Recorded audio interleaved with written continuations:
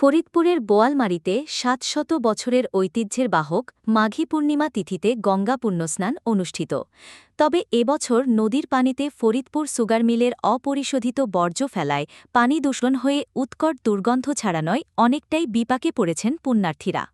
গঙ্গাস্নান উপলক্ষে বিভিন্ন জেলা থেকে হাজার হাজার পুণ্যার্থী নারী পুরুষ শিশুবৃদ্ধা ভোর হতেই এসেছে পুণ্যস্নানে। ব্যবহারে অযোগ্য পানিতেই বাধ্য হয়েই স্নান ও পূজা অর্চনা সারতে হচ্ছে তাদের। রবিবার উপজেলার সাতইর ইউনিয়নের জয়নগরে অবস্থিত ঐতিহাসিক কয়রা শ্রী শ্রী কালীমন্দির ঘেঁষে প্রবাহিত কুমার নদে এ পুণ্যস্নান অনুষ্ঠিত হয়। প্রতি বছরের মতো এবারও নানা আয়োজনের মধ্য দিয়ে সনাতন ধর্মাবলম্বীদের ধর্মীয় উৎসবের অন্যতম এ পুণ্যস্নান অনুষ্ঠিত হয়। মাঘী পূর্ণিমা তিথিতে এ পুণ্যস্নানের মাধ্যমে গঙ্গাদেবীর কাছে প্রার্থনা করে নিজেদের পাপ মোচন করেন ভক্তপুণ্যার্থীরা। আয়োজক কমিটি জানায়, ফরিদপুর সুগার মিলের বর্জ্য পদার্থ নদীর জলে ছাড়ার কারণে এবছর জল দূষিত হয়ে দুর্গন্ধ ছড়াচ্ছে, যে কারণে ভক্তকুল অনেকটাই বিপাকে পড়েছে। এছাড়া সপ্তাহব্যাপী মেলার আয়োজন করা হয়েছে। স্নান ও মেলা উপলক্ষে পুলিশ প্রশাসন বেশ তৎপর হয়েছে।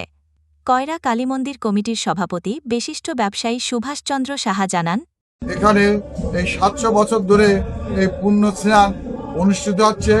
প্রতি বছরে নাই, এবারও গঙ্গা স্নান অনুষ্ঠিত হচ্ছে। হাজার হাজার ভক্তবিন্দু এখানে পুণ্য স্নান করছে।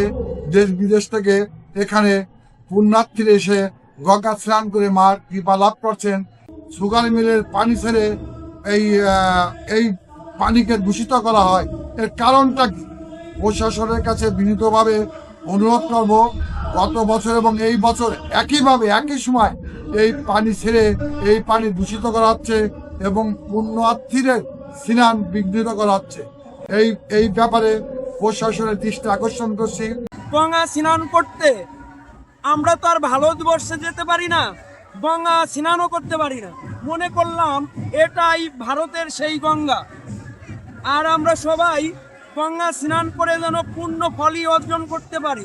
মহাপুণ্য স্নানে আমার ছোট সময় থেকে আমি আসি এখানে, তা প্রায় 40 বছরের উপরে। প্রতি বছরই স্নানে আমি এখানে আসি পুণ্য অর্জনের জন্য এবং মায়ের এখানে পূজা দেওয়ার জন্য। আমি আমার ফ্যামিলি সকলে এখানে উপস্থিত হয়েছি।